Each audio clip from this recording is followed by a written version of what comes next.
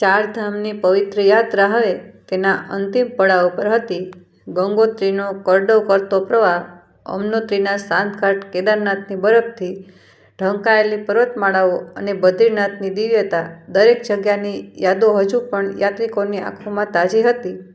ઉત્તરાખંડના પિથોરાગઢની ઊંચાઈઓથી ઉતરતી બસ હવે ધીમે ધીમે દિલ્હી તરફ પાછી ફરી રહી હતી. બસની અંદર ઊંડી શાંતિ હતી, જેમાં થાક, તૃપ્તિ અને ઘરે પાછા ફરવાની વ્યાકુળતા બધું મળીને એક અલગ જ મૌન રચી રહ્યું હતું. સૌથી આગળની સીટ પર રોહિત બેઠો હતો. આંખો બંધ હતી, પરંતુ ચહેરો કહી રહ્યો હતો કે તેનું મન હવે બસ પોતાના ઘરની ઉંમરે પહોંચી જવા માંગતું હતું.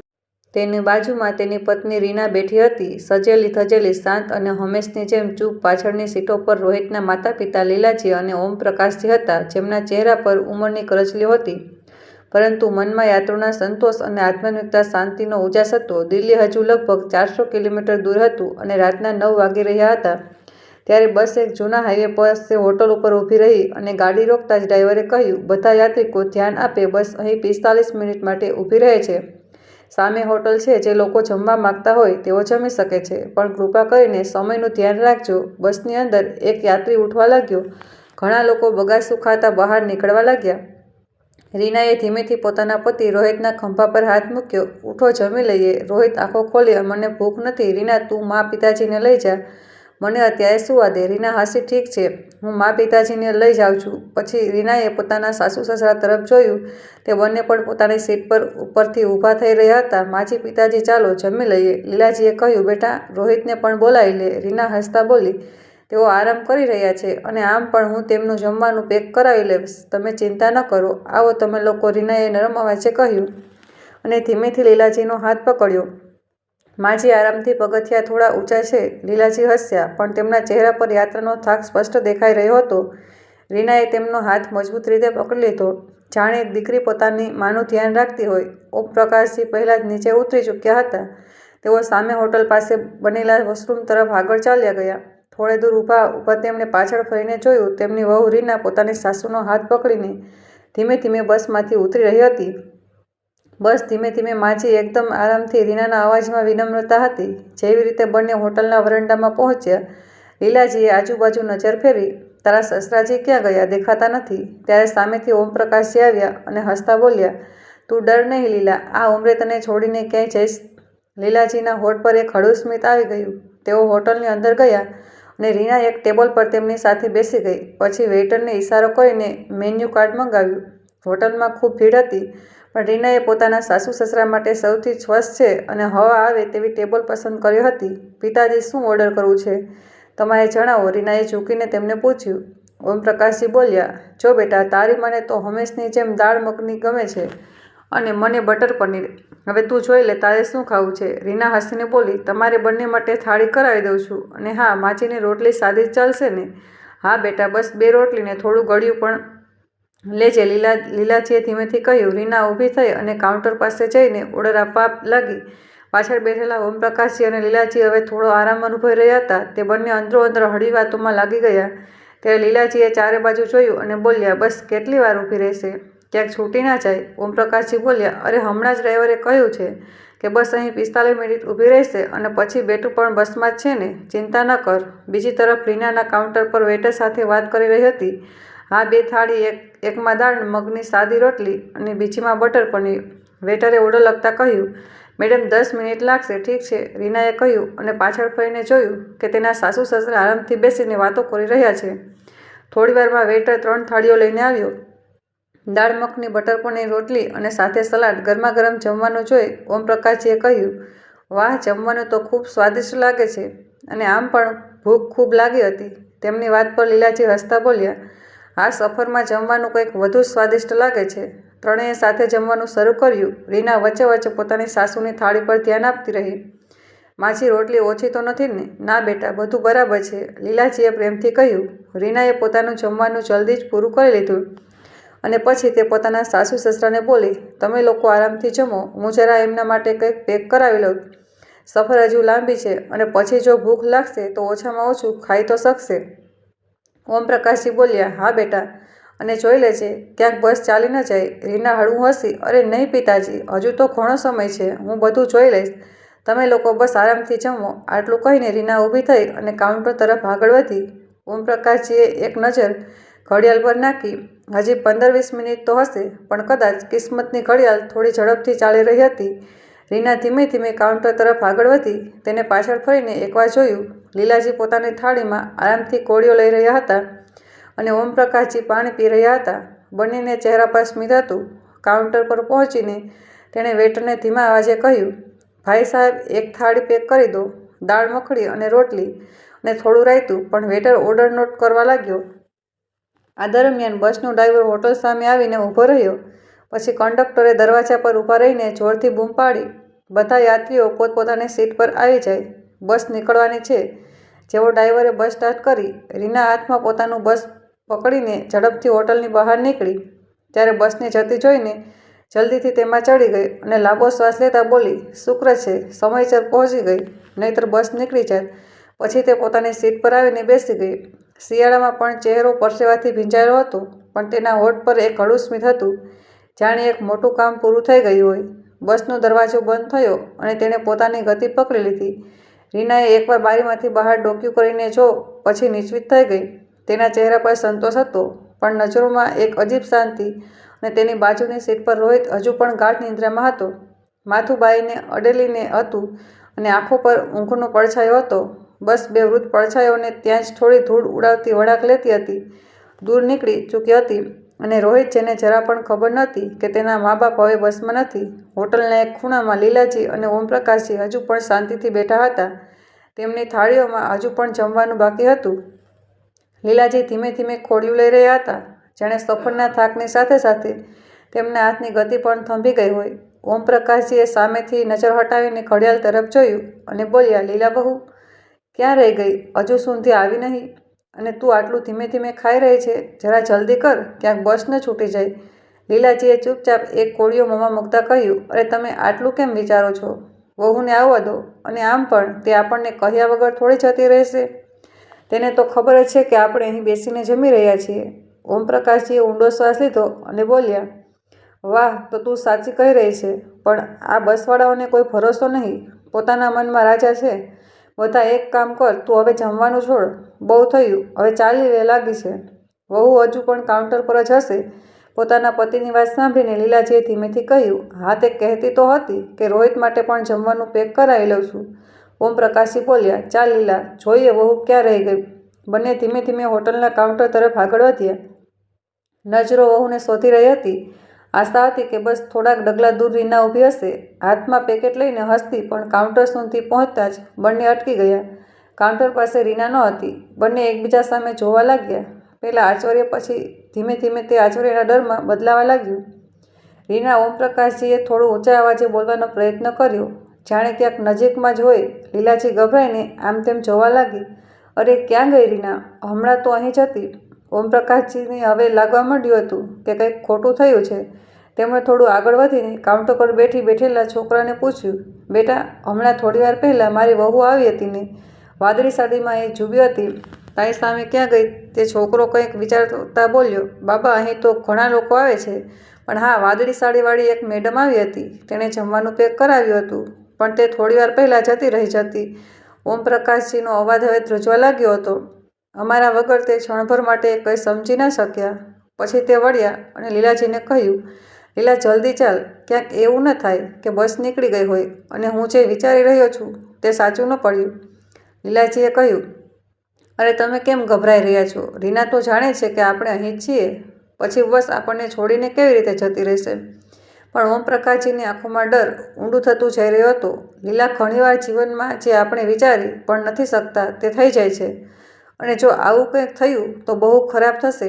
બહુ ખરાબ. તેણે લીલાજીનો હાથ પકડ્યો અને ઝડપથી હોટલના દરવાજા તરફ આગળ વધ્યા. પણ તેમની ગતિમાં કરતાં ક્યાંય વધુ તેજ બસ હતી, જે હવે ઘણા વળાંકો પાર કરી ચૂકી હતી. પોતાના બે સૌથી વૃદ્ધ મુસાફરોને પાછળ છોડીને તેમણે બહાર નીકળતા જ આમ તેમ નજર દોડાવી. હોટલ બહારની સડક પર હવે હળવી ધુમ્મસ છવાઈ રહી હતી. થોડે દૂર 2-3 બીજી ગાડીઓ ઊભી હતી, પણ તે બસ, તે વાદળી અને સફેદ બસ હવે ત્યાં ન હતી. ઓમપ્રકાશજીનો શ્વાસ અટકી ગયો. તેમણે સડકની કિનારે દોડતી નજરોથી જોયું, પણ બસ દૂર સુધી ક્યાંય દેખાઈ રહી ન હતી. લીલા બસ તો નીકળી ગઈ. કદાચ તેમનો અવાજ ગળગળો થઈ ગયો. લીલાજીની આંખોમાંથી આંસુ વહેવા લાગ્યા અને તે ગભરાતા બોલ્યા, નહીં, આવું નહીં થઈ શકે. તે લોકો આપણને છોડીને કેવી રીતે જઈ શકે? તેમનો અવાજ ધીમો હતો પણ તૂટી રહ્યો હતો. ઓમપ્રકાશજીએ ખિસ્સામાંથી મોબાઈલ કાઢ્યો. નેટવર્ક ન હતું. તેમાં 2-3 વાર મોબાઈલને ઉપર કરીને જોયો, ફેરવ્યો, પણ સ્ક્રીન પર નો સિગ્નલ ઝબૂકી રહ્યું હતું. અહીં નેટવર્ક પણ નથી આવી રહ્યું. તેમણે ચીડાઈને કહ્યું અને પછી ઊંડો શ્વાસ લીધો. લીલાજી હજુ પણ સડક તરફ જોઈ રહ્યા હતા, આંખોમાં આંસુ સાથે એક આશા સાથે. પછી તે ધીમેથી બોલ્યા, કદાચ બસ થોડે દૂર ઊભી હોય, કદાચ બસ ખરાબ થઈ ગઈ હોય, કે પછી કદાચ રીના બસ કર લીલા. હવે ઓમપ્રકાશજીનો અવાજ બદલાઈ ચૂક્યો હતો. તેમની આંખોમાં હવે લાચારી નહીં, એક સંઘર્ષનો સંકેત હતો. આપણે હવે જાતે જ વિચારવું પડશે. હવે આપણે 2 છીએ આ સમયે અને આપણે પોતાના માટે રસ્તો બનાવવો પડશે. લીલાજી ધ્રુજતા હાથે બાકડાનો સહારો લઈને બેસી ગયા. આપણે શું કરીશું હવે? તેમણે આંખોમાં આંસુ સાથે પૂછ્યું. ઓમપ્રકાશજી તેમની પાસે બેસી ગયા. તેમનો હાથ પકડીને બોલ્યા, તું ગભરાઈશ નહીં લીલા. જ્યાં સુધી હું છું તને કંઈ નહીં થવા દઉં. બસ એકવાર રસ્તો સમજાઈ જાય, આપણે ઘરે જરૂર પહોંચીશું. ભલે ને પગપાળા કેમ ના જવું પડે. તે બંને એકબીજા પાસે એમ બેઠા હતા, જાણે સદીઓથી સાથે ચાલતા 2 મુસાફરો જેમની આ વળાંક પર એકલા છોડી દેવામાં આવ્યા હતા. પણ તેમની હિંમત હજુ પણ જીવત હતી. પછી હોટલના કાઉન્ટર પર પહોંચીને ઓમપ્રકાશજી બોલ્યા, બેટા, અમારી બસ નીકળી ગઈ અને મોબાઈલમાં નેટવર્ક નથી આવી રહ્યું. શું તમે અમને કોલ કરવા દેશો? અમારો દીકરો પણ એ જ બસમાં છે. કાઉન્ટરવાળો છોકરો થોડી હેરાનીથી તેમને જોવા લાગ્યો. પછી બોલ્યો, અરે, બસ નીકળી ગઈ, તમે બેસો બાબા. હા, હું કોલ કરાવી દઉં છું. આ લો લેન્ડલાઇન. ઓમપ્રકાશજીએ જલ્દીથી નંબર ડાયલ કર્યો. 1 વાર, પછી 2 વાર, પણ દર વખતે એક જ જવાબ, આ નંબર પર સંપર્ક નથી થઈ રહ્યો. કૃપા કરીને થોડીવાર પછી પ્રયાસ કરો. તેમણે રિસીવર ધીમેથી મૂકી દીધું. ચહેરા પરની ચિંતાની રેખાઓ વધુ ઊંડી થઈ ગઈ. નથી લાગતો વારંવાર એ જ કહે છે કે સંપર્ક નથી થઈ રહ્યો. તેની આંખો ભીની થવા લાગી, પણ અવાજમાં હજુ પણ સંયમ હતો. ત્યારે હોટલના ખૂણામાં બેઠેલો એક લગભગ 18 થી 19 વર્ષનો છોકરો, જે ત્યાં કામ કરતો હતો, તેમની વાતો સાંભળી રહ્યો હતો. તે ઊભા થઈને તેમની પાસે આવ્યો અને બોલ્યો, બાબા, તમારે ક્યાં જવું છે? ઓમપ્રકાશજીએ છોકરાને જોયું, જાણે કોઈ આશાનું કિરણ દેખાઈ હોય. બેટા, અમારે દિલ્હી જવું છે. 4 ધામથી પાછા ફરી રહ્યા હતા, પણ બહુ અમને અહીં જમાડવા લાવીને હવે ખબર નહીં શું થયું, બસ ચાલી ગઈ. છોકરો થોડીવાર શાંત રહ્યો, પછી બોલ્યો, તમે ચિંતા ન કરો. મારા કાકાજી ટેક્સી ચલાવે છે, અહીં નજીકમાં જ રહે છે. હું તેમને બોલાવું છું. કદાચ તે તમને બસના રસ્તા સુધી છોડી દે અથવા આગળ કોઈ મદદ કરાવી શકે. લીલાજીએ ધ્રુજતા અવાજે કહ્યું, બેટા, અમે બસ અમારા ઘરે પહોંચવા માંગીએ છીએ. છોકરાએ માથું હલાવ્યું. તમે ચિંતા ન કરો. અને પછી તે ઝડપથી મોબાઈલ લઈને બહાર નીકળી ગયો. મદદ બોલાવવા. ઓમપ્રકાશજીએ લીલાજી તરફ જોયું અને બોલ્યા, જોયું, ભગવાન દરેક મુસીબતમાં કોઈને મોકલે છે. બસ આપણે ભરોસો રાખવો પડે છે. રાતના 12 વાગી રહ્યા હતા. હોટલની બહાર હળવી ઠંડક પ્રસરેલી હતી અને આ બાજુ એક અજીબ ખામોશી હતી. પણ એ સન્નાટામાં એક આશાનો પગરવ સંભળાયો કે એક જૂની પુરાણી ટેક્સી હોય હોટલ સામે આવીને ઊભી રહી. ગાડીમાંથી એક માણસ ઉતર્યો, મજબૂત બાંધો, ચહેરા પર અનુભવીની રેખાઓ. તે સુંદરલાલ હતું, તે છોકરાનો કાકો. તેણે હાથ જોડીને કહ્યું, માજી, બાબાજી, ચિંતા ન કરો. હું તમને બસ સ્ટેન્ડ સુધી છોડી દઈશ. ત્યાંથી તમને દિલ્હી માટે બસ મળી જશે. હવે તમને કોઈ તકલીફ નહીં પડે. લીલાજી હળવું હસ્યા. બેટા, ભગવાન ભલું કરે તારું. તે તો દેવદૂત જેવું કામ કર્યું છે. પણ ત્યારે ઓમપ્રકાશજી કંઈક વિચારવા લાગ્યા. ચહેરા પર એક અવઢવ અને હળવી ગ્લાનિ છવાઈ ગઈ. સુંદરલાલ તેમની મૂંઝવણ પારખી લીધી. તેણે ખિસ્સામાંથી થોડી વાળેલી નોટો કાઢી અને તેમના હાથ પર મૂકી દીધી. બાબા, આ રાખી લો, રસ્તામાં કામ આવશે. કંઈક ચા પાણી માટે. અને આમ પણ હું નથી ઈચ્છતો કે હવે તમને કોઈ તકલીફ પડે. ઓમપ્રકાશજી ગભરાઈને બોલ્યા, ના ના બેટા, આ ઠીક નથી. અમે નથી લઈ શકતા. પણ સુંદરલાલે ખૂબ જ સહજતાથી કહ્યું, બાબા, તમે મારા મા બાપ જેવા છો. આ પૈસા ઉધાર નથી, સેવા છે. ક્યારેક અમારા ગામ આવો તો બસ એકવાર આશીર્વાદ આપી દેજો. આ સાંભળતા જ ઓમપ્રકાશજીની આંખો છલકાઈ ગઈ. હાથ ધ્રુજ્યા અને હોઠ ધ્રુજતા બોલ્યા, આજે દિવસ જોવો પડી રહ્યો છે, જ્યારે પારકા પાસેથી મદદ લેવી વળી રહી છે, જ્યારે પોતાનું સંતાન છોડી ગયું અને એક અજાણ્યો સાથ આપી રહ્યો છે. લીલાજી ધીમેથી તેમના હાથને પકડ્યો અને બોલ્યા, પોતાના પારકા સમય બતાવે છે અને આ સમય આપણને એક શીખ આપી રહ્યો છે. ટેક્સીનો દરવાજો ખુલ્યો અને બંને ધીમે ધીમે તેમાં બેસી ગયા. દિલમાં એક દર્દ હતું, પણ સાથે જ એક નવી આશા પણ કે કદાચ આ સફર તેમને ફરીથી પોતાના દીકરા સાથે મેળવી દેશે. બસ હજુ પણ પહાડી રસ્તાઓના સાંકડા વળાંકોમાંથી પસાર થઈ રહી હતી. રાતનો સન્નાટો અને ઠંડી હવા અંદર સુધી પથરાવી કરાવી રહી હતી. ઘડિયાળમાં રાતના 12:30 થયા હતા અને સીટો પાછળ થોડી હલચલ થવા લાગી હતી. રોહિત હવે ઊંઘમાંથી ધીમે ધીમે જાગી રહ્યો હતો. તેણે આંખો જોડતા ચારે બાજુ જોયું અને પછી પોતાની મા અને પિતાજીની સીટ તરફ જોયું, જે ખાલી હતી. એક ક્ષણ માટે તેને કંઈ સમજાયું નહીં. પછી તે સીધો ઊભો થઈને બેઠો. રીના, તેને ધીમેથી પોતાની પત્નીને બોલાવી. રીનાએ હસતા તેની તરફ જોયું. હા, ઉઠી ગયા? તમે મા ને પિતાજી ક્યાં છે? રોહિતે પૂછ્યું. કપાળ પર કળરચીરો ઉભરી આવી હતી. રીના એક ક્ષણભર માટે ચોંકીને પાછળની તરફ જોયું. પછી બોલી, તેઓ તો પાછળ જ ત્યાં બેઠા હતા. મેં જોયું હતું. જ્યારે આપણે હોટલથી પાછા ફર્યા, પાછળ રોહિત અચાનક સીટ પરથી ઊભો થઈ ગયો અને બસના પાછળના ભાગ સુધી ગયો. દરેક સીટ પર નજર નાખી, પણ મા અને પિતાજી ક્યાંય ન હતા. તેનું દિલ ધબકા ચૂકી ગયું. તો પાછો આવ્યો અને થોડા ઊંચા અવાજે બોલ્યો, રીના, મા પિતાજી આ બસમાં નથી. રીના થોડી ગભરાઈ. આવું કેવી રીતે બની શકે? મેં તો જોયું હતું કે તેઓ જમી રહ્યા હતા અને હું તો પેકેટ લઈને બસમાં ચડી ગઈ હતી. કદાચ શું? રીના, રોહિતનો અવાજ ધ્રજવા લાગ્યો. તો તે કહ્યું હતું ને કે તું જમવાનું પેક કરાવી રહી છે ને? મા પિતાજી? રીના હવે ગભરાયેલી બોલી. હું સમજી કે તેઓ પાછળ બેસી ગયા હશે, પણ લાગે છે કદાચ તેઓ બસમાં ચડ્યા જ નથી. શું? રોહિતના શ્વાસ તેજ થઈ ગયા. તેનો અવાજ ધ્રુજી રહ્યો હતો. એમને છોડી દીધા? તે એ પણ ન જોયું કે તેઓ બસમાં ચડ્યા કે નહીં? રીના ડરતા બોલી. મેં વિચાર્યું તે કંઈક વધુ બોલે તે પહેલાં જ રોહિત ગુસ્સાથી ધ્રુજતા બોલ્યો. તો વિચારતી રહી ગઈ અને મારા પિતાજી પાછળ છૂટી ગયા. પછી તે આગળ જઈને બોલ્યો, ડ્રાઈવર, બસ રોકો, પાછા ચાલો. મારા મા પિતાજી બસમાં નથી. રોહિતનો અવાજ આખી બસમાં ગૂંજી ગયો હતો. બસની અંદર અચાનક સન્નાટો છવાઈ ગયો. ચારે બાજુ બેઠેલા યાત્રીઓ આશ્ચર્યથી તેની તરફ જોવા લાગ્યા. ડ્રાઈવરે જ્યારે ના સાંભળ્યું તો રોહિત અરે બોલ્યો, ડ્રાઈવર, રોકતા કેમ નથી?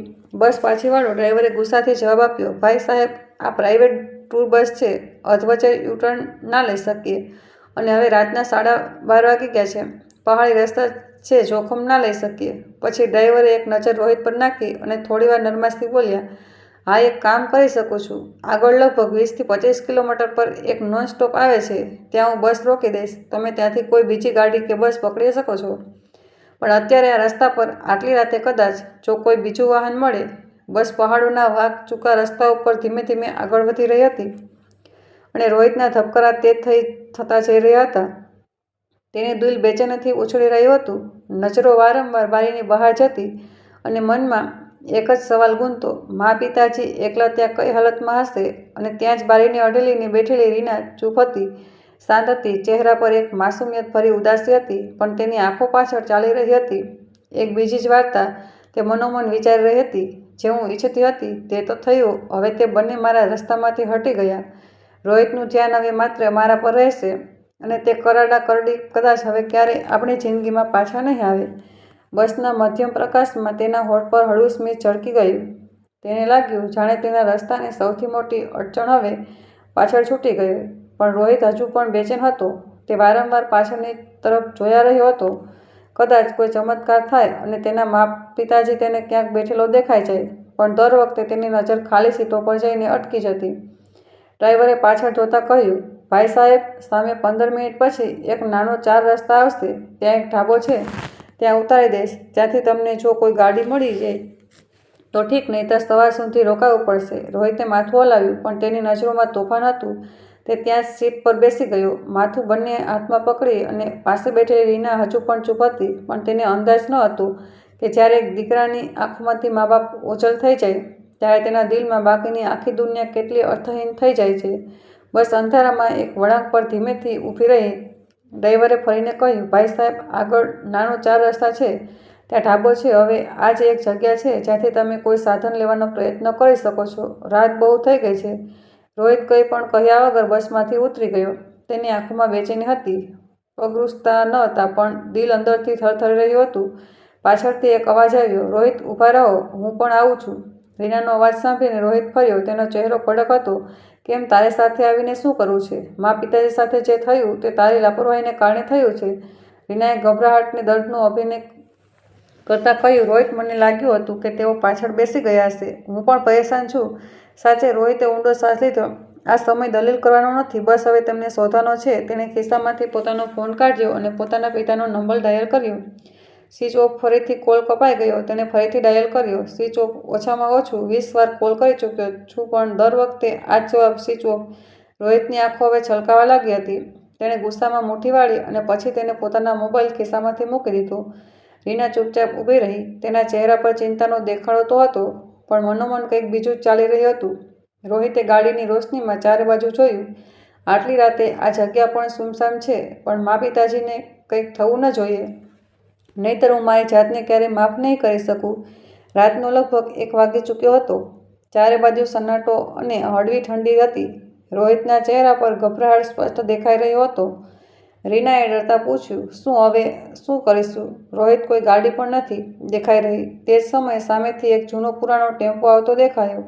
હળવી પીળી બત્તી અને ધીમે ધીમે ચાલતો રોહિત હાથ હલાવ્યો. ટેમ્પો ઊભો રહ્યો. અંદર બેઠેલો આધેડ વયનો માણસ બોલ્યો, ક્યાં જવું છે? બેટા, અમારે શિવમ હોટેલ જવું છે, જે આગળ જૂના હાઈવે પર આવે છે. મારા મા પિતાજી ત્યાં છૂટી ગયા છે.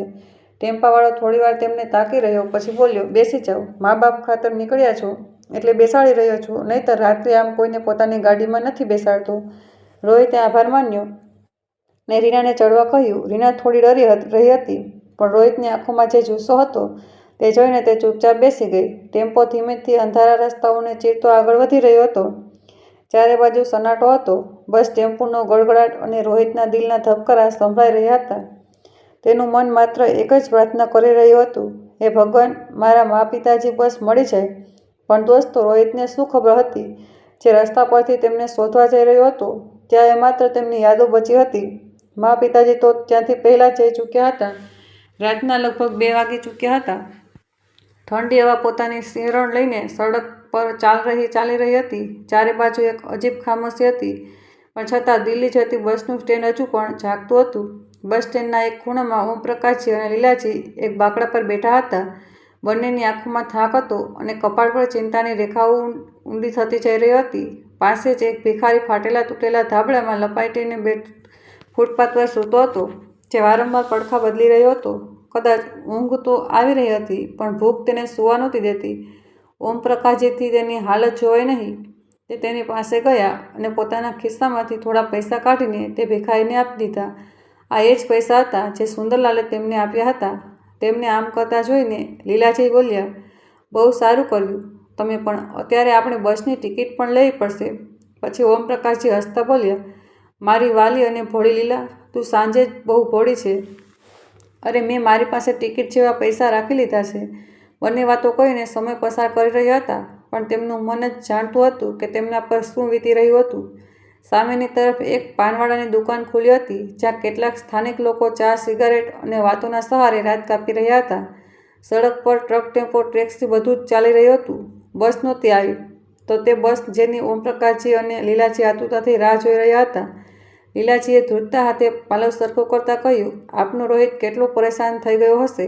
આપણને બસમાં ના જોઈને કેવી રીતે શોધશે? આપણને ઓમપ્રકાશજીએ લાંબો શ્વાસ લીધો. પરેશાન તો તે થશે, પણ મારું દિલ કહે છે કે તે આપણને લેવા જરૂર આવશે. આખરે દીકરો છે તો આપણે તો. બાકડો હવે બેસવાની જગ્યા ઓછી થઈ અને યાદોનો ટેકો વધુ બની ચૂક્યો હતો. ત્યારે લીલાજી ધીમેથી બોલ્યા, તમે જોયું, તે ચાવાળો છોકરો પણ કેટલી વાર આપણને જોઈ ચૂક્યો છે. કદાચ વિચારી રહ્યો હશે કે આ બે વૃદ્ધ લોકો અડધી રાતે અહીં શું કરી રહ્યા છે. ઓમપ્રકાશજીએ હસવાનો પ્રયત્ન કર્યો અને બોલ્યા, ક્યારેક ઉંમરને સંજોગો વૃદ્ધ બનાવી દે છે અને પોતાના હોવા છતાં પણ માણસ એકલો રહી જાય છે. પછી એક લાંબી ખામોશી છવાઈ ગઈ. માં દૂરથી આવતી ગાડીઓની રોશની અને પાસેની દુકાનમાંથી આવતી હળવી વાતો, પણ તે ભીડમાં, તે રોશનીમાં અને શહેરની હલચલમાં, વિવૃદ્ધમાં, મા બાપ પોતાની દીકરાની એક ઝલક માટે તડપી રહ્યા હતા. અને બીજી તરફ રોહિત, જેવો તે હોટલની બહાર પહોંચ્યો, તેની નજર બેચેનીથી ચારે બાજુ દોડી રહી હતી. તે સીધો રિસેપ્શન કાઉન્ટર તરફ ભાગ્યો. ભાઈ સાહેબ, અહીં બે વૃદ્ધ લોકો, એક મહિલા અને એક પુરુષ, તેઓ બસમાંથી છૂટી ગયા હતા. શું તમે જોયા છે? ક્યાં છે? તેઓ હોટલના કાઉન્ટર પર ઊભેલો એ જ છોકરો જેને સુંદરલાલ કાકો હતો.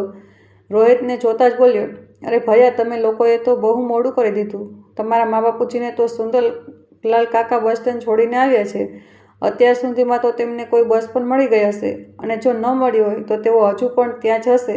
રોહિતના જીવમાં જીવ આવ્યો. શુક્ર છે હવે મારે બસ સ્ટેન્ડ જવું. તે તરત જ બહાર નીકળ્યો. રીના તેની પાછળ પાછળ દોડી પડી. બીજી તરફ બસ સ્ટેન્ડ પર પરસેલી ખામોશીની વચ્ચે વચ્ચે સડક પરથી પસાર થતી ગાડીઓના અવાજો ચીરી રહ્યા હતા. હવામાં ઠંડક હતી અને રાતના પોતાની શાહી ખોળી ચૂકી હતી. ટ્યુબલાઇટની ચમકતી પેલી રોશનીમાં લીલાજીની થાકેલી આંખો દરેક આવતી જતી ગાડીની આશાથી જોઈ રહી હતી. પાસે જ બેઠેલા ઓમપ્રકાશજીએ તેમની તરફ જોયું. તેમના ચહેરા પણ ચિંતાની રેખાઓ હતી. લીલા, તું અહીં જે? બેસેન તેમજ ઊંડા શ્વાસ લેતા કહ્યું કે બસ ખબર કાઢું છું. અત્યાર સુધી કેમ નથી આવી સમજાતું નથી. હું પણ ચાલું છું. સાથે લીલાજીએ ધીમા અવાજે કહ્યું. ત્યારે ઓમપ્રકાશે કહ્યું નહીં. પછી તેમણે લીલાજીના ધ્રુજતા હાથ ઉપર પોતાનો હાથ મૂકીને ધીમેથી કહ્યું, લીલા, તું થાકેલી છે. તું અહીં જ બેસે. હું હમણાં જ આવ્યો. તેમની આંખોમાં થાકેલી પણ પ્રેમથી ભરેલી એક ચમક હતી, જેણે કહી રહ્યા હોય કે તું ચિંતા ન કર, હું બધું સંભાળી લઈશ. ઓમપ્રકાશજી ધીમે ધીમે સડક તરફ આગળ વધવા લાગ્યા. હાથમાં ટોર્ચ નહીં, આંખોમાં આંસવાની જ્યોત હતી. રાતના લગભગ 2 વાગી રહ્યા હતા. સડક સૂમસામ હતી, પણ વચ્ચે વચ્ચે દૂરથી આવતી ગાડીઓની લાઇટ્સ ક્યારેક ક્યારેક તેમની પડછાઈને ફેલાવી દેતી અને ત્યારે જ ક્યાંકથી દૂરથી એક ટ્રકની ધડધડાટ સંભળાઈ, જે તે હેડલાઇટ સામેથી દોડતી આવી રહી હતી. ઓમપ્રકાશજીએ એક ક્ષણ માટે પાછળ વળીને જોયું, પણ તે ટ્રક તેમની તરફ બેકાબૂ થઈને વધી રહ્યો હતો. કોઈ નશામાં ધૂત ડ્રાઈવર ન તો સાઈડ લીધી, ન તો હોર્ન માર્યો. પછી એક જોરદાર ટક્કર અને ઓમપ્રકાશની દર્દનાક ચીસ. બધું એક ક્ષણમાં જ સમાપ્ત થઈ ગયું. ઓમપ્રકાશજીનું શરીર દૂર સુધી ઉછળીને ગયું. તેમનું માથું પથ્થરો સામે અથડાયું અને લોહીની એક રેખા સડક પર ફેલાઈ ગઈ. ટ્રક રોક્યા વગર નીકળી ગયો, જાણે તેને કોઈની જિંદગી સાથે કોઈ લેવા દેવા જ ન હોય. રાતની કાળી ચૂપકીદીમાં બસ કંઈક ચીસો બાળતું રહી ગયું. સડક કિનારે વિખરાયેલી ચંપલો અને જમીન પર ફેલાયેલો લોહી. પાછળ એક તૂટેલી ચંપલ, એક વળેલો ચશ્મો અને થોડાક ડગલા દૂર ઘાસને પડેલો એક ઓમપ્રકાશજીનો મોબાઈલ ફોન, જે હવે પૂરી રીતે તૂટી ગયો હતો.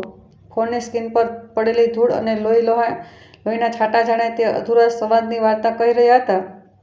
લોકોની ગાડીઓ પાસેથી પસાર થતી રહી. કેટલાક ગતિ ઓછી કરે, કેટલા માથું ફેરીને જોયું, પણ કોઈએ ગાડી રોકી નહીં. ઓમપ્રકાશજી ત્યાં જ પડ્યા હતા, સડકના એક કિનારે. કિસ્મત કદાચ હજુ પણ જાગી રહી હતી. દૂરથી એક સફેદ બોલેરો આવ્યો, જેની છત પર એક નાનું લાલ મેડિકલ સ્ટોર સ્ટીકર હતું. બોલેરાની હેડલાઇટ જેવી તેમના પડેલા શરીર પર પડી. બ્રેકની અવાજ હવાને ચીરતી આવીને પછી ડ્રાઇવિંગ સીટ પરથી ઉતર્યો. એક યુવક, વાદળી જેકેટ પહેરેલો અને આંખોમાં ઊંડી ઈસમ. વેદ્રા તેનું નામ હતું. ડૉક્ટર સંજય. તે દોડીને ઓમપ્રકાશજી સુધી પહોંચ્યો. ઘૂંટણીએ બેસીને તેને ઓમપ્રકાશજીની નાડી તપાસી. શ્વાસોના તપાસમાં ધીમા સ્વરે બોલ્યા, ગભરાશો નહીં બાબા, તમે ઠીક થઈ જશો. હું ડૉક્ટર છું. તેના સ્વરમાં એવો સંતોષ હતો, જેણે અંધારામાં કોઈ દીવો પ્રગટાવ્યો હોય. સંજયે પોતાનું જેકેટ ઉતાર્યું, ઓમપ્રકાશજીના માથા નીચે મૂક્યું. પછી ઊંચા અવાજે પોતાના ડ્રાઈવરને બોલાવ્યો, રાજુ, જલ્દી હાથ લગાવ. એમને ગાડીમાં નાખીએ. થોડીવારમાં ઓમપ્રકાશજીને બોલેરાની પાછળની સીટ પર સુવડાવી દેવામાં આવ્યા. ગાડીનો દરવાજો બંધ થયો અને ગાડીએ ગતિ પકડી લીધી. પાછળ રહી ગયો માત્ર સન્નાટો. તૂટેલી ચંપલ, એક વાગતું મોબાઈલ અને એક અધૂરી વાર્તા, જે હવે એક નવો વળાંક લેવા જઈ રહી હતી. અને લીલાજી હજુ પણ તે જ બાંકડા પર બેઠા હતા, બેખબર. તે અકસ્માતથી થોડી મિનિટો પહેલાં તેમની દુનિયાને તોડી ચૂક્યો હતો.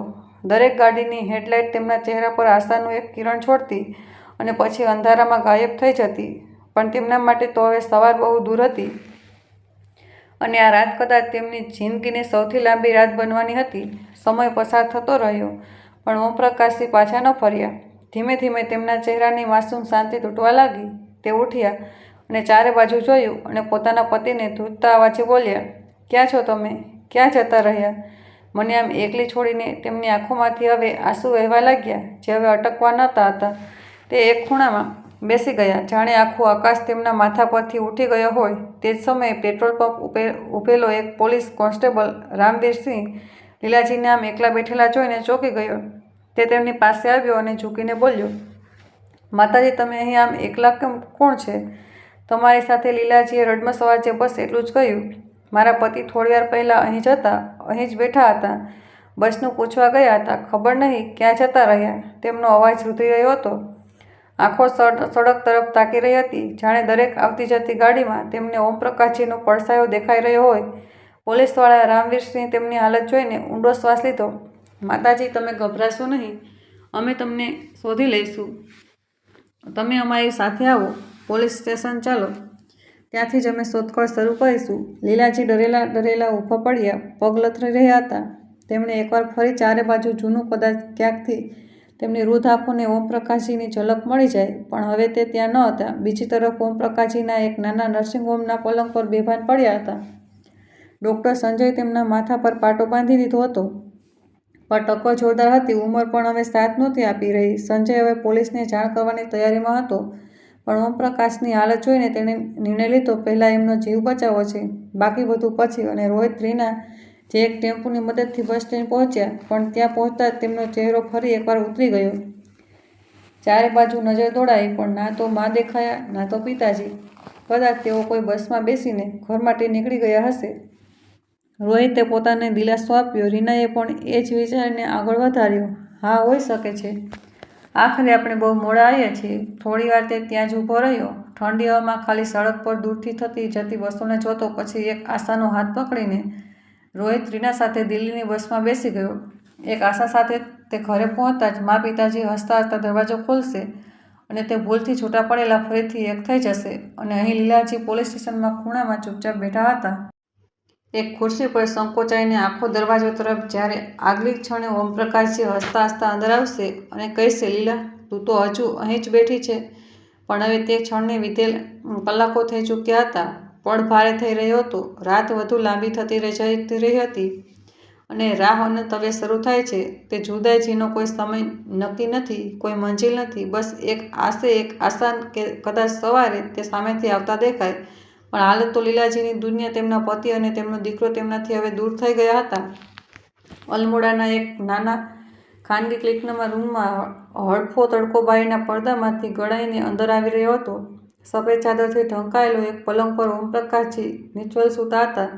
માથા પર પાટો બાંધેલો હતો. તેમના ચહેરા પર સોજો અને થાક સ્પષ્ટ દેખાઈ રહ્યો હતો. પાસે રાખેલા મોનિટરની બીપ સતત વાગી રહી હતી. સંજય, જે હવે ડૉક્ટર તરીકે તેમના ઇલાજમાં લાગેલા હતા, ત્યાં જ બેસીને તેમના માથા પાસે દાઢી તપાસી રહ્યો હતો. તેના ચહેરા પર ચિંતાની ઊંડી રેખાઓ હતી. તે જ સમયે રૂમનો દરવાજો ધીમેથી ખુલ્યો. એક સાદગી અને મમતાથી ભરેલી સ્ત્રી અંદર આવી. કિરણ, સંજયની પત્ની. તેના હાથમાં એક થાળી હતી, જેમાં હળવી ખીચડી અને ફળો રાખેલા હતા. કેમ છે તેઓ? હવે કિરણે ધીમા સ્વરે પૂછ્યું. સંજય માથું ઝુકાવીને કહ્યું, માથા પર ઈજા ઊંડી છે, કિરણે. તેમનું બ્લડ પ્રેશર તો હવે સામાન્ય છે, પણ તેનું ગળું રૂંધાઈ ગયું છે. કિરણે ચિંતિત થઈને પૂછ્યું, પણ શું? સંજય કિરણ તરફ જોઈ સંજયે કહ્યું, તેમની યાદશક્તિ જતી રહી છે. કિરણ ચોંકીને ઓમપ્રકાશજી તરફ જુએ છે. મતલબ તેમને કંઈ પણ યાદ નથી? ના તો પોતાનું નામ, એણે કોણ છે, ક્યાંથી આવ્યા, બસ ખાલી પહોંચ. કિરણની આંખો ભીની થઈ ગઈ. તે તેમની પાસે બેસી ગઈ અને ધીમેથી બોલી, બાબા, તમે કંઈ યાદ આવી રહ્યું છે? ઘર, પરિવાર, કોઈ ચહેરો? ઓમપ્રકાશજીની આંખો એકીટશે સામેની દિવાલ તરફ જોઈ રહી હતી. તે ખૂબ જ ધીમા અવાજે બસ એટલું જ બોલ્યા, મને કંઈ યાદ નથી. બસ એક અવાજ, એક સ્ત્રીનો જે વારંવાર મને બોલાવી રહી છે. કિરણ અને સંજય બંનેની આંખો ભરાઈ આવી. એક પિતાની તૂટેલી સ્મૃતિ, આ એક મા જે હજુ પણ ક્યાંક પોતાના પતિને બોલાવી રહી હતી.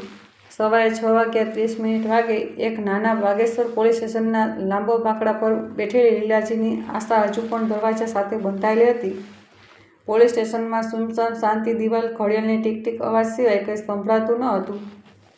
લીલાજીની આંખો લાલ હતી, ચહેરો ઉતરેલો, વાળ વિખરાયેલા અને ચહેરા પર માત્ર એક ભાવ રહ્યો. તે પલકારો માર્યા વગર વારંવાર તે જ દરવાજા તરફ જોઈ રહ્યા હતા. હવે આવશે, હવે આવી જશે મને લેવા. પાસે જ એક ટેબલ પાસેની ખુરશી પર બેઠેલા કોન્સ્ટેબલ રાકેશ ફાઇલમાં કંઈક લખી રહ્યો હતો. ત્યાં ડ્યુટી ઇન્સ્પેક્ટર શૈલેષસિંહે અંદર આવ્યા.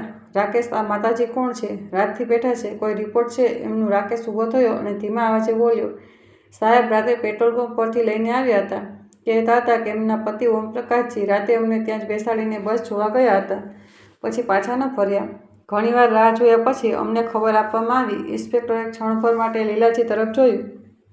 તેમનો ચહેરો જોઈને સમજી ગયા કે આ કોઈ સામાન્ય મામલો નથી, કંઈક તૂટ્યું છે એમની અંદર. ખૂબ ઊંડાણથી રાકેશ ફરી બોલ્યો, પૂછ્યું તો માત્ર દિલ્હી બોલી રહ્યા છે. દીકરો છે, નામ રોહિત જણાવ્યું, પણ સરનામું કંઈ નહીં, નંબર સુદ્ધા યાદ નથી. બસ એક જ વાત કહે છે, મારો રોહિત આવશે, મારા પતિ મને લેવા આવશે. ઇન્સ્પેક્ટરની આંખોમાં નરમાશ આવી ગઈ. તે પાસે જઈને બાકડા પર બેઠા અને હળવા સ્વરે પૂછ્યું, માજી, તમે ઠીક છો? લીલાજી આંખ ઊંચી કરી, જાણે કોઈ સપનું તૂટ્યું હોય, ધીમેથી બોલ્યા, તેઓ હજુ સુધી નથી આવ્યા. ન તો દીકરો આવ્યો. મારા પતિ ક્યારેય મને છોડી નથી જતા. ઇન્સ્પેક્ટરે તેમની ધ્રુજતી આંગળીઓને જોઈ અને એક ઊંડો શ્વાસ લેતા રાકેશને કહ્યું, એમના માટે કંઈક જમવાનું મંગાવો. દરવાજાની બહાર હળવો તડકો ફેલાઈ રહ્યો હતો. પણ લીલાજીની દુનિયામાં હજુ પણ અંધારું હતું. સવારનો સમય દિલ્હીને તિલકનગર જેવી ટેક્સી રોહિત અને રીનાને લઈને તેમના ઘર સામે ઊભી રહી હતી. રોહિત બેગ ઉઠાવીને ઉતર્યો અને જલ્દીથી ગેટ તરફ આગળ વધ્યો, પણ તેનું પગલું એક ક્ષણ માટે અટકી ગયું. દરવાજો ખુલ્યો હતો. તેના ચહેરા પર આશાની એક રોશની ચમકી. શુક્ર છે, મા પિતાજી ઘરે આવી ગયા. તેમણે ખુશીમાં ઊંડો શ્વાસ લીધો, જાણે ઘણા કલાકોથી જામેલી તકલીફો હવે ખુલીને બહાર આવવા માંગતી હોય. મા પિતાજી અવાજ લગાવતા તે દોડીને અંદર દાખલ થયો અને સીધો તેમના રૂમ તરફ આગળ વધ્યો. પિતાજી ક્યાં છો? તમે પણ રૂમ ખાલી હતો. તે રસોડામાં ગયો, પણ ત્યાં પણ મા પણ ન હતા. તે મનોમન બોલ્યો, મા પણ નથી. રૂમને ખાટલા પર ઓશિકા હજુ પણ એમ જ હતા, જાણે કોઈ અઠવાડિયાઓથી હાથ પણ ન લગાવ્યો હોય. કબાટ ખુલ્લો હતો અને બારીમાંથી હળવી રોશની રૂમને વધુ હેરાન કરી રહી હતી. રોહિતની આંખોમાં આંસુ ઠરી આવ્યા. તેના ગળામાંથી એક ભારે શ્વાસ નીકળ્યો. જો મા પિતાજી નથી આવ્યા તો પછી દરવાજો કોણે ખોલ્યો? તે જ સમયે ઉપરના માળેથી કોઈના પગલાંનો અવાજ આવ્યો. રીનાની મા આશાજી સીડીઓથી નીચે ઉતરતી દેખાઈ. અરે રે, તમે લોકો આવી ગયા. કેવી રહી તમારી યાત્રા? તે હસતા હસતા પાસે આવી. રોહિતે એક ક્ષણ માટે તેમની તરફ જોયું, પછી સીધું રીનાનો હાથ પકડ્યો. તેની આંખોમાં આંસુ અને ગુસ્સાની જ્વાળા એકસાથે સળગી રહી હતી. પૂછો તમારી દીકરીને, કેવી રહી યાત્રા? તેના શબ્દો ધ્રુજવા હોવા છતાં પથ્થર જેવો લાગ્યો. આટલું કહીને તે દરવાજો ખોલીને બહાર ચાલ્યો ગયો. રીના ડગાઈને ત્યાં જ ઊભી રહી. આશાજી સ્તબ્ધ હતા. ઘરની અંદર ફરીથી એ જ ખામોશી પાછી ફરી. રીના ચૂપચાપ પોતાની રૂમમાં ગઈ અને પોતાની મા આશાને ઈશારાથી અંદર બોલાવી. દરવાજો બંધ થતાં જ બંનેની નજરો એકાબીજા સાથે મળી. આશાજી ધીમેથી બોલ્યા, તો બધું બરાબર રહ્યું ને? રીનાએ હોઠ પર એક ત્રાસી મુસ્કાન ફેલાવી. હા માં, બધું એવું જ થયું જેવું આપણે વિચાર્યું હતું. પણ આગલી ક્ષણે આશાજીની આંખોમાં એક અજીબ કઠોરતા આવી ગઈ. તે ધીમે ધીમે પાસે આવી અને બોલી, દીકરી, આ તે સાચું નથી કર્યું. રીના ચોંકી. શું માં, શું? આશાજીનો ચહેરો કડક હતો, અવાજ ધીમો. પણ ભાઈ, તે તારા સાસુ સસરા હતા, તારા પતિના મા બાપ, જે તને ક્યારેય કંઈ ન બોલ્યા.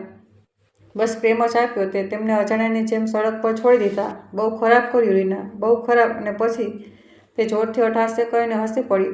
રીનાએ ચીડાઈને કહ્યું, માં, તમે પણ કમાલ કરો છો. હું તો એક ક્ષણ માટે ડરી જ ગઈ હતી કે તમને શું થઈ ગયું જે આવું બોલી રહ્યા છો. આશાજી હસતા હસતા બોલ્યા, ડરી તો તું સાચું જ ગઈ હતી, પણ તું ભૂલી રહી છે આ આઈડિયા પણ તો મારો જ હતો. રીનાએ નિરાંતનો શ્વાસ લીધો. હવે ઓછામાં ઓછું મારા ઘરડા બુઢિયા માટે રોજ રોજ જમવાનું નહીં બનાવવાનું પડે અને ન તો રોહિત પાસેથી દરેક વાતમાં તેમની ફરિયાદો સાંભળવી પડશે. રીના હસીને બોલી, અને હા, હવે હું મારા મિત્રોને પણ બેઝિક જ બોલાવી શકું છું. ઘર મારું છે અને હવે સાચા અર્થમાં માત્ર હું જ આ ઘરની માલકીન છું. પછી મા દીકરી બંને એકબીજાની આંખોમાં જોઈને હસ્યા. બિલકુલ એ જ રીતે જાણે તેમને કોઈ જંગ જીતી લીધી હોય. એક દિવસ વીતી ચૂક્યો હતો. લીલાજી હજુ પણ બાગેશ્વર પોલીસ સ્ટેશનમાં એ જાસોમાં બેઠા હતા. કદાચ હવે આવશે, હવે તો જરૂર આવશે. મારા પતિ હતી, મારો રોહિત પણ દરેક પસાર થતી ઘડી તેમની રાહને વધુ ઊંડી કરતી જઈ રહી હતી. ઇન્સ્પેક્ટર સાહેબ જ્યારે જોયું કે હજુ સુધી કોઈ ખબર નથી મળી અને લીલાજી ન તો પોતાનું સરનામું બરાબર જણાવી રહ્યા હતા, ન કોઈ સગાનું નામ, તો તેમણે અલમોડાના સ્નેહ સંધ્યા વૃદ્ધાશ્રમમાં વાત કરી જુઓ. બહેનજી, ઇન્સ્પેક્ટરે વૃદ્ધાશ્રમની સંચાલકોને કહ્યું, આ માતાજી છેલ્લા એક દિવસથી અહીં જ નામ લીલા છે અને માત્ર એટલું જ કહે છે કે દિલ્હીમાં દીકરો છે રોહિત નામનો. અમે પૂરી કોશિશ કરી રહ્યા છીએ શોધી કાઢવાની, પણ હવે રાત્રે એમને અહીં રાખી શકવું મુશ્કેલ છે. એમને તમે તમારી પાસે રાખી લો. અમે તપાસ ચાલુ રાખીશું અને જેવું કંઈક જાણવા મળશે અને તમને જાણ કરીશું. વૃદ્ધાશ્રમની સંચાલિકાએ સંમતિમાં માથું હલાવ્યું. ગુલાબી સાડીમાં લેપટોપાયેલી આંખોમાં અસંખ્ય સવાલો સાથે લીલાજી ધીમે ધીમે અલમોડાના સ્નેહ સંધ્યા વૃદ્ધાશ્રમની અંદર દાખલ થયા. તેમના ઝૂકેલી કમર, ધ્રુજવા પગ અને ડરેલી આંખો જાણે કહી રહી હતી, મને મારું ઘર જોઈએ. મારો દીકરો. મારા પતિ સામે બેઠેલી 2-3 વૃદ્ધ મહિલાઓ તેમને જોઈ રહી હતી. કોઈએ સહારો આપ્યો, કોઈએ હસી હાલચાલ પૂછ્યા, પણ લીલાજી બસ ચારે બાજુ જોતા રહ્યા. મારો રોહિત અહીં આવશે ને તે મને લેવા આવશે. તે બહુ સારો દીકરો છે મારો. તેમની માસૂમ આશા હવે એક અગત્ય વેદના બનીને વૃદ્ધાશ્રમની દિવાલો સાથે અથડાઈ રહી હતી. એવું લાગતું હતું જાણે તેમને બહુ મોટો આઘાત લાગ્યો હોય. વરંડાના બાકડા પર બેઠેલા લીલાજી ચૂપચાપ સામેના ઝાડને જોઈ રહ્યા હતા. સૂરજનો હળવો તડકો તેમના ચહેરા પર પડી રહ્યો હતો, પણ તેમની આંખોમાં કંઈક બીજો જ ઉજાસ હતો. વીતેલા કાલનો ઉજાસ. તે પોતાની જાતમાં ન ખોવાયેલા હતા. ધીમે ધીમે તેમની નજરો સામે ભૂતકાળની તે તસવીરો ઉતરવા લાગી, જે ક્યારેય તેમના પોતાના આંગણામાં રંગો વિખેરતી હતી. મા પિતાજી અચાનક જાણે કોક એ દરવાજો ખોલ્યો હોય. રોહિતનો અવાજ તેમના દિલને સૌથી વાલો ધ્વનિ હતો. હસતા હસતા તેમની પાસે આવ્યું હતું. બેગ એક આ બાજુ રાખીને સીધા તેમના પગ સ્પર્શ કર્યા હતા. મા, પિતાજી, ચાલવાની તૈયારી કરો. તેની આંખોમાંથી ચમક હતી. દીકરાની આંખોમાં દરેક મા બાપ જોવા માગે. પોતાના મા બાપને ખુશ જોવાની ઓમપ્રકાશજીએ ચોંકીને પૂછ્યું હતું. અરે બેટા, ક્યાં ત્યાં જ્યાં તમે છેલ્લા 10 વર્ષથી કહી રહ્યા છો? રોહિત ખુશ થતા બોલ્યો. લીલાજીએ તરત જ હસતા કહ્યું, ચારધામ યાત્રા. હા માં, ચારધામ યાત્રા. હવે તમારું બંનેનું સપનું પૂરું થશે. તે દિવસ ઘરમાં જાણે ઉત્સવનો માહોલ હતો. તૈયારી, હાસ્ય, મીઠાઈ, આશીર્વાદ, બધું જ કોઈ ઉત્સવથી ઓછું ન હતું. લીલાજીની આંખોમાં તે દ્રશ્ય તરી આવ્યું. તેમના હોઠો પર એક મીઠી મુસ્કાન આવી ગઈ હતી. આગલી ક્ષણે જ્યારે તેમણે આંખો ખોલી તો તેમના વૃદ્ધાશ્રમના તે જ વરાંડામાં એકલા જોયા. તેમની મુસ્કાન થોડી ધ્રુજી અને પછી આંખોમાંથી આંસુના 2 ટીપાં ટપકી ગયા. તે હળવેથી બબડ્યા, મારો રોહિત બહુ સારો છે. તે જરૂર આવશે મને લેવા. તેમની હથેળીઓ ધ્રુજી રહી હતી, જેણે હજુ પણ કોઈનો હાથ પકડી લેવા માંગતી હોય. ધીમે ધીમે 1 વર્ષ વીતી ગયું. સમયની ચાલ તેજ હતી, પણ લીલાજીની જિંદગી જાણે એક વળાંક પર થંભી ગઈ હતી.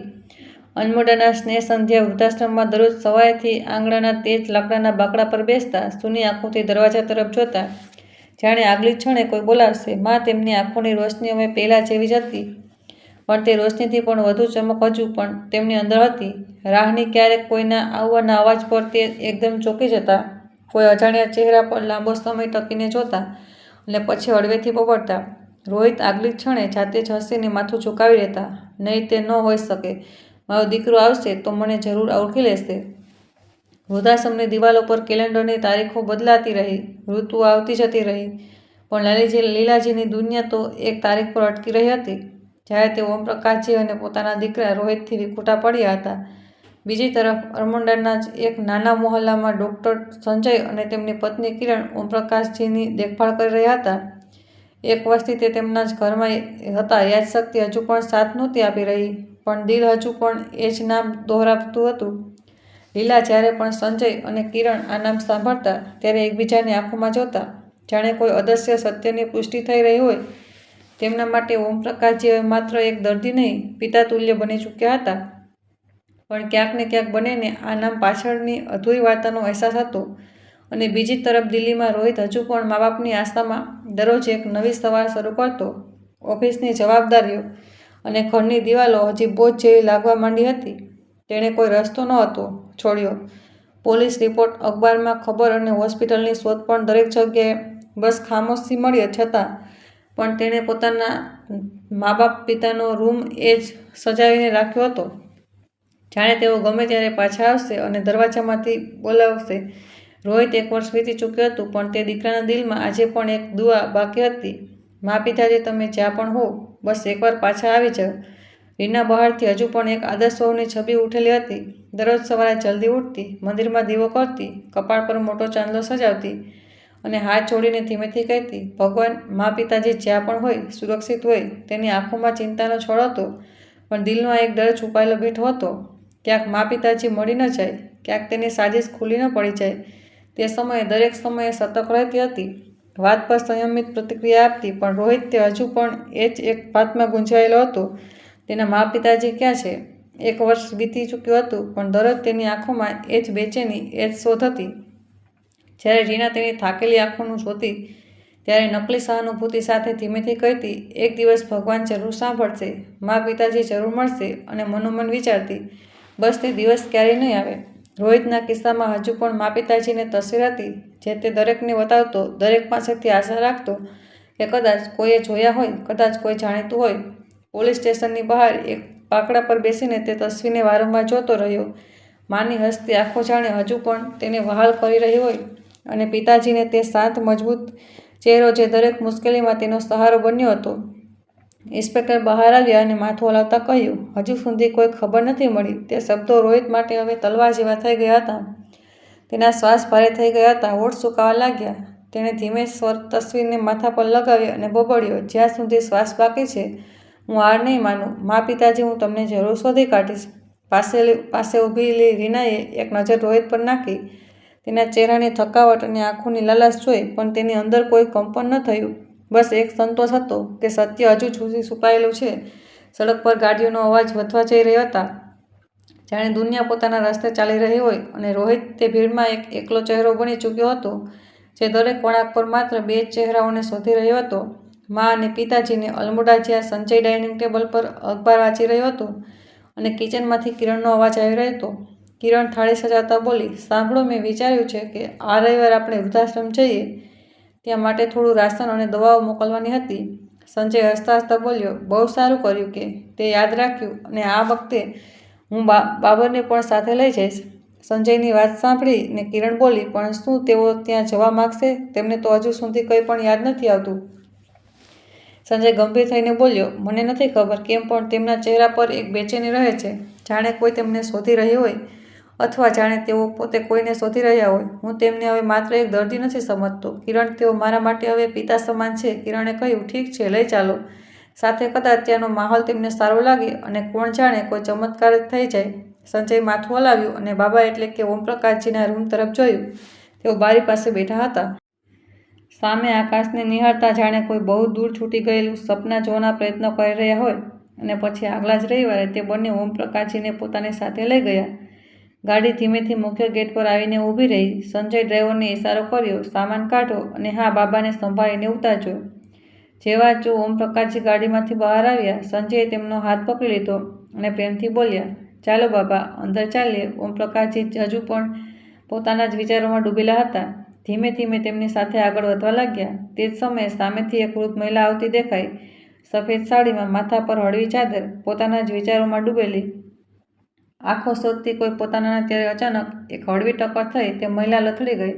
તે પડવાને જ હતી કે ઓમપ્રકાશજીએ તરત જ તેમને પકડી લીધા. બંનેની નજરો મળી અને ત્યારે જ ઓમપ્રકાશજીની હોઠમાંથી નીકળ્યું, લીલા. દોસ્તો, આ બીજું કોઈ નહીં, અલમોડાનો સંધ્યા વૃદ્ધાશ્રમ હતો, જ્યાં એક વર્ષથી લીલાજી રહી રહ્યા હતા. લીલાજી જાણે રોકાઈ ગયા. તેમણે નજર ઊંચી કરીને જોયું. તેમની આંખોમાંથી આંસુ વહેવા લાગ્યા. પછી ધૂતરા અવાજે બોલ્યા, તમે ક્યાં જતા રહ્યા હતા મને છોડીને? ઓમપ્રકાશજીની આંખોમાંથી જળજળ આંસુ વહેવા લાગ્યા. લીલા, તું મળી ગઈ. મને જો હું પાછો આવી ગયો. તો એકબીજાને વળગી પડ્યા. બે વૃદ્ધ હૃદયો જેમને સમય જુદા કરી દીધા હતા, આજે ફરીથી એક થઈ ગયા. પાસે ઊભેલો સંજય આ દ્રશ્ય જોઈને સ્તબ્ધ રહી ગયો. તેની આંખોમાં પણ ભીનાશ હતી અને ત્યાં જ કિરણની આંખો પણ ભરાઈ આવી. તે ધીમેથી હાથ જોડી આકાશ તરફ જુએ છે. ધન્યવાદ પ્રભુ, તમે અમને ફરીથી મેળવી દીધા. પછી તે આગળ વધ્યો. હસતા હસતા બોલ્યો, બાબા, હવે આ દાન તમારા હાથોથી જ થશે, જાણે તમે જીવનનો સૌથી સુંદર ઉપહાર આજે મેળવી લીધો હોય. ઓમપ્રકાશજી અને લીલાજી એકબીજાનો હાથ પકડીને ઊભા હતા. બંનેએ સાથે મળીને વૃદ્ધાશ્રમને દાન સોંપ્યું, જાણે જિંદગીએ તેમને ફરીથી જીવવાનો મોકો આપ્યો હોય. મિલનનો આ ક્ષણ એક વરદાન બની ચૂક્યો હતો. વર્ષોની તકલીફો, ભટકાવ, આંસુ, બધું જ આ એક ક્ષણમાં વહી ગયું હતું. ગાડી ફરી તે ધીમી ગતિએ પાછી ફરી, પણ હવે તેમાં માત્ર બે નહીં, 4 ધડકતા હૃદયો હતા, સંજય, કિરણ, ઓમપ્રકાશજી અને લીલાજી. આ વખતે રસ્તો એવો જ હતો, પણ અહેસાસ બિલકુલ અલગ. લીલાજી, જે અત્યાર સુધી પોતાના આંસુ છુપાવવાનો પ્રયત્ન કરતા હતા, આ વખતે ચૂપચાપ ઓમપ્રકાશજીનો હાથ પકડીને બેઠા હતા. ઓમપ્રકાશજીએ તેમના ખભા પર હાથ મૂક્યો, જાણે વીતેલા દરેક દિવસનું દર્દ તે સ્પર્શથી મિટાવી દેવા માંગતા હોય. સંજય, જે વારંવાર રિયર વ્યૂ મિરરમાં જોઈ રહ્યો હતો, તે બંનેને આમ સાથે જોઈને તેના ચહેરા પર એક સંતોષ હતો, જે કદાચ કોઈએ તેને ક્યારેય અનુભવ્યો ન હતો. ઘરે પહોંચતા જ કિરણે તરત જ અંદરથી એક ગરમ ધાબળો કાઢ્યો. ઓમપ્રકાશજી અને લીલાજીને બેસાડ્યા અને પોતે કિચનમાં ચાલી ગઈ. થોડી વારમાં તેણે ચા અને હળવો નાસ્તો લઈને ટ્રેમાં રાખ્યો અને સામે બેસી ગઈ. કિરણે ધીમા સ્વરે પૂછ્યું, બાબા, હવે તમે ઠીક છો? તમને બધું યાદ આવી ગયું? ઓમપ્રકાશજીએ પાસે બેઠેલા લીલાજી તરફ જોયું, એક ઊંડો શ્વાસ લીધો અને બોલ્યા, હા દીકરી, હવે બધું યાદ છે. એટલું બધું યાદ આવી ગયું છે કે દિલ કંપી જાય છે. સંજય અને કિરણની આંખો તેમની તરફ ટકી ગઈ. ઓમપ્રકાશજીનો અવાજ ગળગળો હતો. તે રાત્રે લીલાને બસ સ્ટોપના બાંકડા પર બેસાડીને હું બસની ખબર કાઢવા ગયો હતો. અચાનક એક ટ્રક આવ્યો, તેજ ગતિએ, એક જોરદાર ટક્કર, અને પછી અંધકાર. એક ક્ષણ માટે રૂમમાં સન્નાટો છવાઈ ગયો. અને જ્યારે હોશ આવ્યો ત્યારે માથા પર પાટો હતો. યાદશક્તિ જતી રહી હતી. બસ એક નામ મનમાં વારંવાર ગૂંજતું રહ્યું, લીલા. પણ સમજાતું ન હતું કે આ કોણ છે, કેમ વારંવાર દિલ તેજ તરફ ખેંચાય છે. અને તું સંજય, એક ડૉક્ટર નહીં, એક દીકરો બનીને તે મને સહારો આપ્યો, ઓળખ આપી, સન્માન આપ્યું. અને આજે જ્યારે લીલા સામે આવી, જ્યારે તે મારી સાથે અથડાઈ અને પડવા લાગી, ત્યારે જાણે મારી અંદર કંઈક તૂટીને જોડાઈ ગયું. મારો આત્મા પાછો આવ્યો. કિરણની આંખોમાંથી આંસુ વહેવા લાગ્યા. તે રોતા રોતા બોલી, બાબા, તમારા બંનેના જોઈને લાગે છે જાણે અમને અમારા માતા પિતા મળી ગયા. સંજય માથું ઝુકાવીને ધીમેથી કહ્યું, તમે જે સંબંધોનું ઉદાહરણ આપ્યું છે તેને જીવનભર નહીં ભૂલી શકીએ. રૂમમાં તે સમયે કોઈ શબ્દ ન હતો, બસ એક સંતોષ હતો, જેને વર્ષો પછી કોઈ અધૂરી તસવીર હવે પૂરી થઈ ગઈ હતી. ઓમપ્રકાશસિંહ થોડીવાર શાંત રહ્યા, પછી લીલાજી તરફ જોઈને બોલ્યા, લીલા, હવે વધુ નહીં રોકાઈ શકીએ, અહીં આપણે ચાલવું પડશે. સંજય ધીમેથી પૂછ્યું, બાબા, શું થયું? તમે આમ કેમ બોલી રહ્યા છો? ઓમપ્રકાશજીના અવાજમાં હળવું કંપન હતું, પણ શબ્દોમાં દ્રઢતા. દીકરા સંજય, હવે મારે જવું પડશે. રોહિત ન જાણે કેવો હશે, તે દિવસ રાત અમને શોધતો હશે. લીલાજીએ પણ ધીમા સ્વરે માથું હલાવ્યું. હા સંજય દીકરા, હવે અમારે પાછા ફરવું જ પડશે. કિરણે કહ્યું, તો અમે સાથે ચાલીશું. તમને છોડવા પણ? ઓમપ્રકાશજી હસ્યા. નહીં દીકરી, બહુ કરી દીધું તમે બંને. સંજય આગળ વધ્યો અને બોલ્યો, ઓછામાં ઓછું અમને તમને બસમાં બેસાડવા તો દો.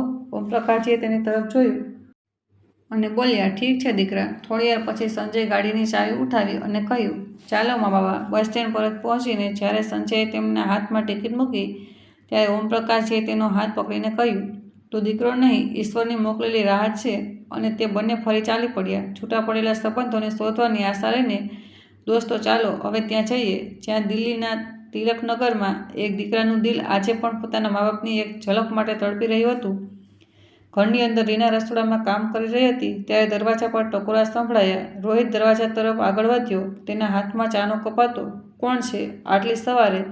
તે બબડતો. જેવો જ તેણે દરવાજો ખોલ્યો, તેની સામે ઊભા હતા ઓમપ્રકાશજી અને લીલાજી. એક ક્ષણ માટે તેના પગ નીચેથી જમીન સરકી ગઈ. તેની આંખો ફાટેલી રહી ગઈ. મા, પિતાજી? રોહિતનો અવાજ ગળામાં અટકી ગયો અને કપ તેના હાથમાંથી છૂટીને જમીન પર પડી પડ્યો અને ચકનાચૂર થઈ ગયો. તેની આંખોમાંથી આંસુ વહેવા લાગ્યા. તે પોતાના માતાજી પિતાજીને પગમાં પડી ગયો અને રોતા રોતા બોલ્યો, ક્યાં જતા રહ્યા હતા તમે? મેં તમને કેટલું શોધ્યા, પણ તમે ક્યાં એના મળ્યા? આખરે તમે એક વર્ષ સુધી ક્યાં હતા? કેમ ના આવ્યા તમે ઘરે? રોહિતનો અવાજ ગળગળો થઈ ગયો હતો. ઓમપ્રકાશજીએ તેના ધીમેથી ઉઠાવ્યો, તેના ખંભા પર હાથ મૂક્યો. તેમની આંખો ભીની હતી અને જેમાં જ કંઈક બોલવા લાગ્યા ત્યારે અંદરથી રીનાનો અવાજ આવ્યો, રોહિત, કોણ છે દરવાજા પર? આટલી વારથી તે બહાર આવીને સામે ઓમપ્રકાશજી અને લીલાજીને જોઈને જાણે પથ્થરની થઈ ગઈ. તેની આંખો ફાટી ગઈ, ચહેરો પીળો પડી ગયો. રીનાએ પોતાને સાંભળતા જલ્દીથી હસવાનો પ્રયત્ન કર્યો અને બોલી, મા, પિતાજી, તમે આવી ગયા? રોહિત, જો ભગવાને માએ સાંભળી લીધી આજે જ તો મેં માની હતી કે ખુલ્લા પગે મંદિર જઈશ. જો તમે મળી ગયા તો તે ખોટા આંસુ આંખોમાં ભરીને પોતાના સાસુ સસરાના ચરણસ્પર્શ કરવા જેવી ઝૂકવા લાગી ત્યારે ઓમપ્રકાશજીએ ગુસ્સામાં પગ પાછળ ખેંચી લીધા અને ગર્જના કરતા બોલ્યા, બસ કર, આ તારો ખોટો દેખાડો અને આ મગરના આંસુ. હવે વધુ વહાવ. તેમની આંખોમાં ક્રોધ હતો, અવાજમાં વર્ષભરનું દર્દ. રોહિત ચોંકી ગયો અને બોલ્યો, પિતાજી, તમે આ શું બોલી રહ્યા છો? ઓમપ્રકાશજીએ તેની તરફ જોયું અને કહ્યું, રોહિત, અમે કિસ્મત નહીં, તારી પત્નીની ચાલે તારાથી દૂર કર્યા હતા. તેણે જાણી જોઈને અમને હોટલમાં છોડી દીધા, એમ કહીને કે હું હમણાં આવું છું, તમે અહીં જ બેસો. અમે પણ મૂર્ખ હતા જે તેના શબ્દો પર વિશ્વાસ કરતા રહ્યા, ત્યાં જ બેઠા રહ્યા, પણ આ તારી પત્ની ન આવી. રૂમમાં સન્નાટો છવાઈ ગયો. રીના હવે માથું ઝુકાવી ઊભી હતી. રોહિતની આંખોમાં અત્યાર સુધી આશ્ચર્ય હતું, પણ જેવું તેના પિતાજીએ સચ્ચાઈ જણાવી, તે એકદમ આગ બબૂલા થઈ ઉઠ્યો. તેનો ચહેરો લાલ પડી ગયો, શ્વાસ તેજ થઈ ગયો. તેણે એકદમ રીના તરફ જોયું, જે હજુ પણ માથું ઝુકાવીને ઊભી હતી. આ બધું સાચું છે? રોહિતનો અવાજ ધ્રુજી રહ્યો હતો, પણ તેમાં ગુસ્સાની આગ હતી. રીના રોતા રોતા બોલી, રોહિત, મને માફ કર, તો મેં ભૂલ હવે પસ્તાઈ રહી છું. એટલું સાંભળતા જ રોહિતે એક જોરદાર તમાચો તેના ગાલ પર મારી દીધો. રીના ધક્કો ખાઈને પાછળ તરફ પડતા પડતા બચી, ભૂલ? આને તું ભૂલ કહે છે? તે મારા મા પિતાજીને સુમસામ જગ્યાએ લાચાર છોડી દીધા અને આજે તેમના માટે નકલી આંસુ વહાવી રહી છે. રીના હવે જોર જોરથી રોઈ રહી હતી. રોહિત, પ્લીઝ માફ કરી દો, હું સુધરી જઈશ, હું ખરેખર શર્મિંદા છું. રોહિતે ગુસ્સામાં તેની બેગ ઉઠાવી, તેમાં તેના કપડાં નાખ્યા અને પછી એક ઝાટકાથી તેનો હાથ પકડી દરવાજા તરફ આગળ વધ્યો. બસ, બહુ થયું રીના. જે સ્ત્રીમાં માનવતા નથી તેમાં એ પત્ની ન હોઈ શકે. દરવાજો ખોલીને તેણે રીનાને બહાર ધકેલી અને બોલ્યો, હવેથી તારો આ ઘર સાથે કોઈ સંબંધ નથી. છૂટછેડાના કાગળો જલ્દી જ મળી જશે. અને એક વાત ધ્યાનથી સાંભળી લે, મારા દિલમાં અને મારા આ ઘરમાં હવે તારા માટે કોઈ જગ્યા નથી. દરવાજો જોરથી બંધ થયો અને તે બંધ થતાં દરવાજાએ એક સંબંધનો અંત કરી દીધો. રીના રોતી રોતી ચાલી ગઈ. ઘરમાં હવે એક શાંતિભરી ખામોશી હતી. રોહિત મા માટે રસોડામાંથી ચા લાવ્યો. પિતાજીએ અખબાર ઉઠાવ્યું અને લીલાજી હસ્યા. 1 વર્ષ પછી ત્રણેય સાથે બેસીને શાંતિનો શ્વાસ લીધો અને ત્યાં જ તેણે ઘરની દિવાલોએ ફરીથી જીવવાનું શીખી લીધું હોય. દોસ્તો, આ વાર્તા માત્ર એક પરિવારથી પણ દરેક તે વ્યક્તિની છે જેણે પોતાનાઓને ગુમાવ્યા છે, ક્યારેક આશામાં, ક્યારેક વિશ્વાસમાં અને ક્યારેક કોઈની સાજિશમાં. રીનાએ ચાલ ચાલી, પણ સમયે જવાબ આપ્યો, કારણ કે સત્ય ભલે ગમે તેટલા પડદામાં છુપાયેલું હોય, એક દિવસ સામે આવે છે અને જ્યારે આવે છે ત્યારે આંખો ખોલી દે છે. મા-બાપ તે પાયો હોય છે જેના પર આપણું આખું અસ્તિત્વ ટકેલું હોય છે. તેમનો સાથ સૌથી મોટો આશીર્વાદ હોય છે. તેમને ગુમાવી દેવું પોતાને ગુમાવી દેવા જેવું હોય છે. એટલે પોતાના મા-બાપને ક્યારેય બોજ ન સમજશો. તેઓ આજે ચૂપ છે, પણ તેની ખામોશીમાં હજારો દુઆઓ છુપાયેલી હોય છે. તેઓ દરરોજ રાત્રે તમારી સલામતી માટે જાગે છે. અને ભૂલશો, સમય ક્યારેય એક જેવો નથી રહેતો.